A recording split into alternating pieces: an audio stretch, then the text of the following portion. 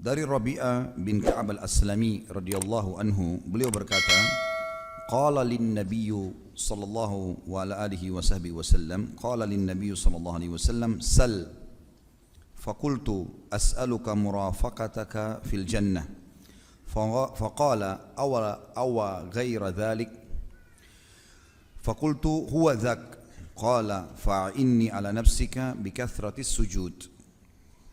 Rabi'ah bin Ka'ab al-Aslami radhiyallahu anhu, beliau berkata, Nabi SAW bersabda kepadaku, mintalah sesuatu kepadaku.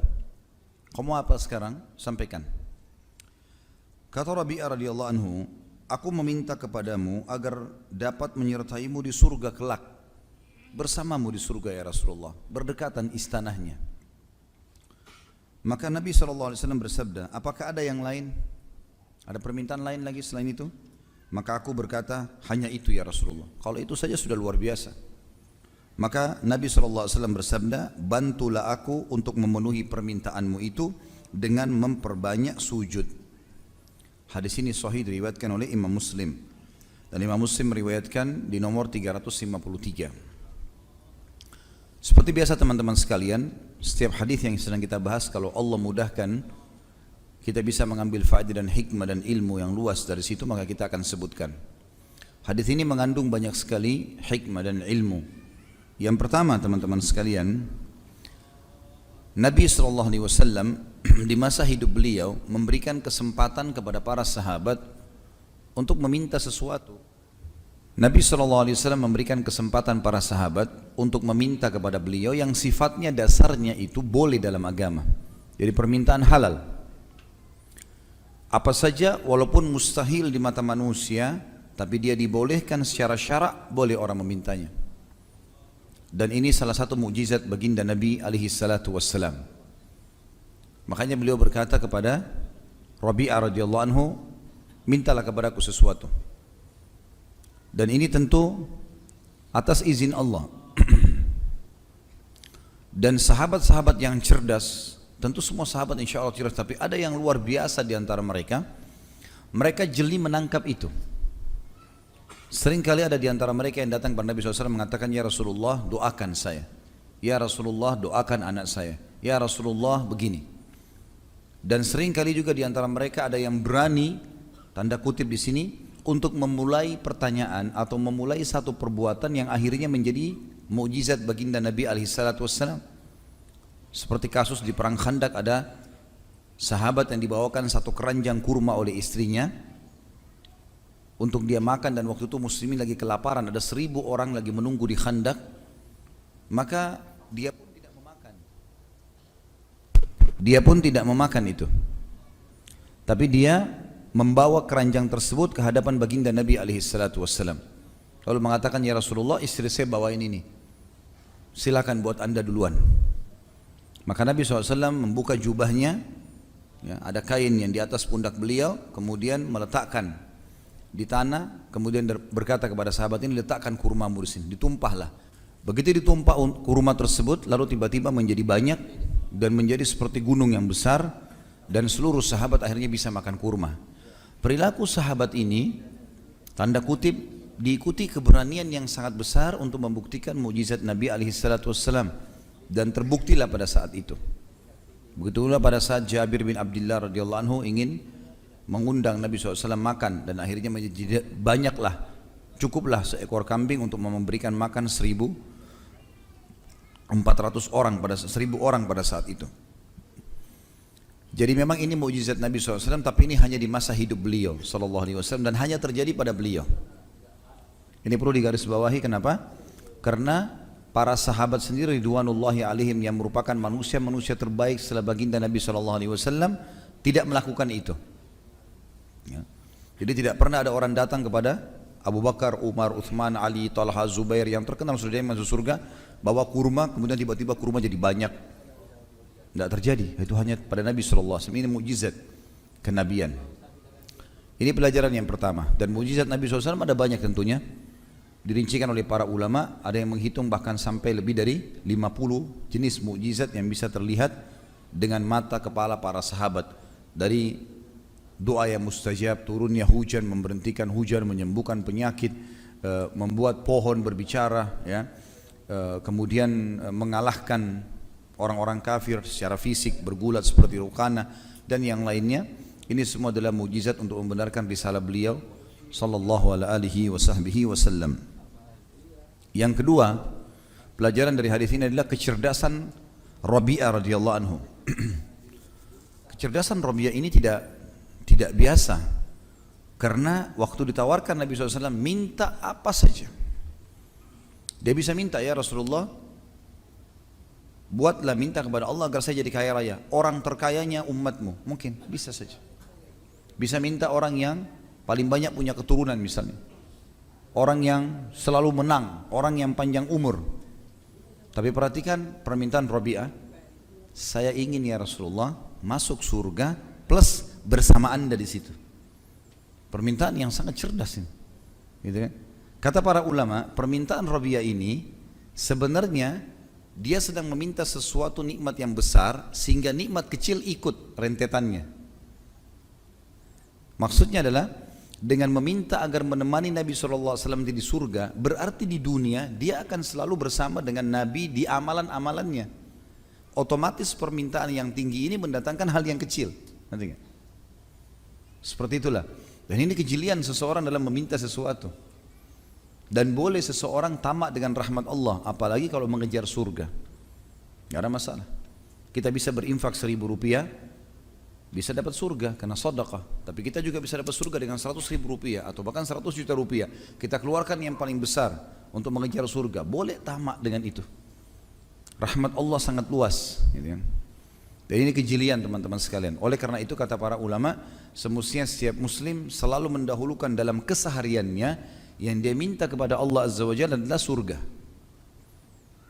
Itu dulu, sebelum permintaan dunia. Karena minta masuk dalam surga berarti permintaan besar di akhirat sana, apalagi surga Firdaus, mengharuskan nanti itu otomatis akan nyambung dengan keselamatan di dunia. Karena nggak mungkin kita masuk surga kalau amal kita di sini buruk, ngerti nggak? Bisa ditangkap? Ya? Masih hidup siang-siang ya? Kalau nggak bisa tangkap bahaya, soalnya ilmunya penting. Jadi harus seperti itu. Makanya kita kalau minta surga, berarti sebenarnya kita sudah minta dunia kita jadi baik. Karena nggak mungkin masuk surga tanpa baiknya perbuatan kita di dunia. Seperti itulah. Berarti Rabi'ah radhiyallahu anhu sangat cerdas di sini. Aku minta masuk surga ya Rasulullah bersama Anda. Bukan cuma surga biasa. Di mana Anda di situ, saya di situ ya Rasulullah, di sebelahnya. Surga para nabi-nabi. Berarti otomatis perbuatannya di dunia, nikmat-nikmat yang akan dia nikmati, semuanya nikmatnya para nabi-nabi. Nah, jadi sangat jeli di sini dalam memohon. Makanya Nabi SAW mengatakan, siapa yang memohon dalam kesehariannya surga 7 kali, riwayat lain 3 kali. Tapi kita berpegang pada riwayat yang 7 kali, karena ini lebih kuat, lebih sahih. Maka surga akan berkata, ya Allah, dia telah memohon agar masuk kepadaku, maka masukkanlah ia. Serta siapa yang berlindung kepada Allah dari neraka 7 kali dalam sehari, maka neraka akan berkata, ya Allah, dia telah berlindung dariku, maka selamatkanlah. Kita meminta dan surga merespon kita sekarang. Bahkan Nabi SAW mengatakan surga merindukan 3 orang, Bilal, Ammar, ya. Disebutkan nama-nama sahabat. Dan Ali, ini semua disebutkan bagaimana surga merindukan 3 orang sahabat ini radhiyallahu anhum ajma'in.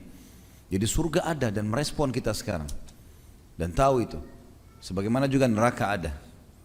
Dalam sebuah riwayat yang sahih juga disebutkan bahwasanya neraka mengeluh kepada Allah yang Maha Tinggi dan Maha Murah, ya, atas panasnya, karena sebagian membakar sebagian yang lain, jadi panasnya ya luar biasa dalam neraka. Maka Allah pun mengizinkan neraka untuk bernafas 2 kali.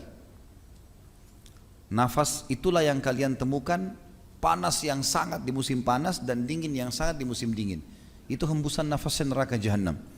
Teman-teman bisa kembali ke YouTube, ada ceramah saya tentang bedah buku Rasulullah SAW bercerita tentang surga dan neraka, dan riwayat itu dihasankan oleh para ulama hadis.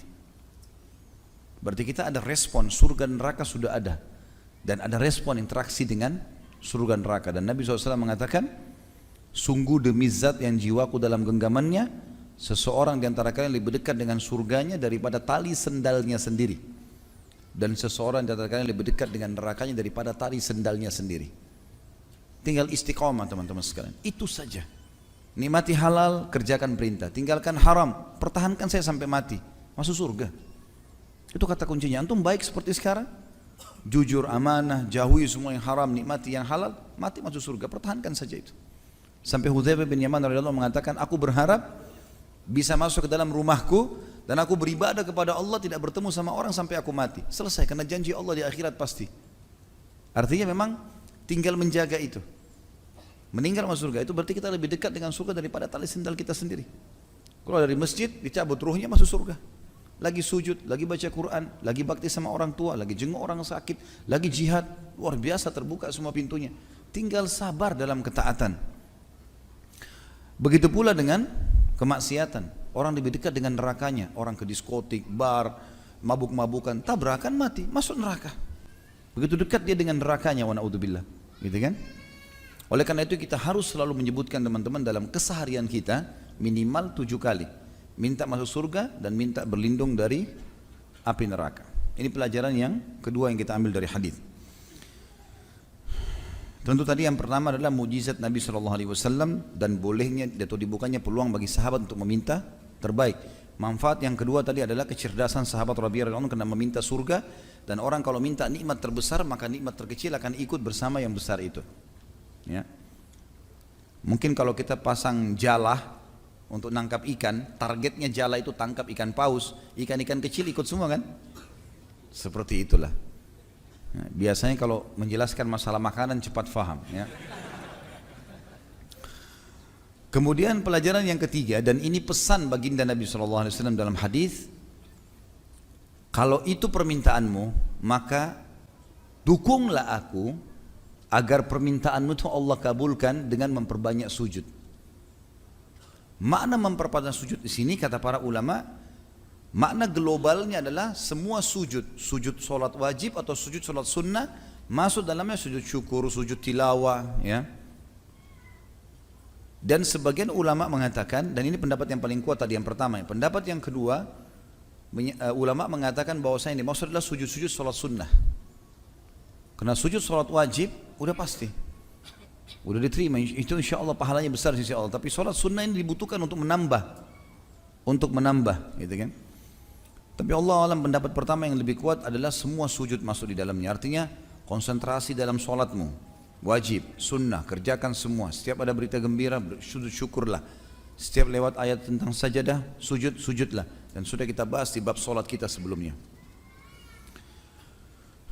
Dan ini juga merupakan teman-teman sekalian fadilah bagi orang yang selalu solat.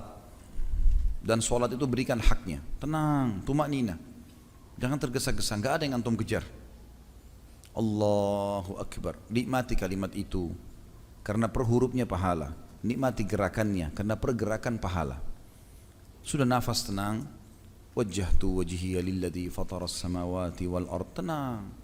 Wajjahtu wajhiya lilladzi fataras samawati wal ard. Atau apa yang dibaca? Buru-buru. Mau kejar apa ini? Al-Fatihah baca, Alhamdulillahi Rabbil Alamin. Salah satu cara Nabi SAW baca Al-Quran adalah berhenti di tempatnya. Ar-Rahmanir Rahim, pelan-pelan. Alhamdulillahirrahmanirrahim, maliki yaumiddin, iyyaka na'budu wa iyyaka nasta'in. Apa yang dikejarin?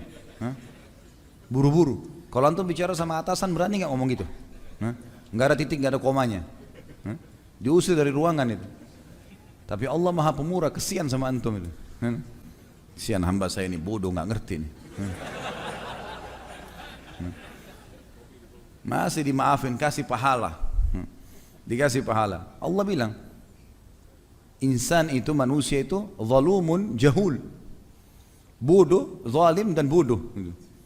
Manusia begitu, suka mau dapat pahala besar tapi enggak memberikan yang terbaik. Bagaimana caranya? Mau sehat, mau kuat, mau keturunan, 2.000 rupiah sedekahnya. Cerewetnya luar biasa sama Allah. Tapi 2.000 celengannya. Kalau beli baju 100.000, 200.000, kasih orang miskin, dicari uang yang paling kecil. Jahul itu. Bodoh. Jangan antum masuk kategori orang bodoh ini. Orang bodoh-bodoh ini menjauhkan diri dari rahmat Allah Subhanahu wa taala, gitu kan?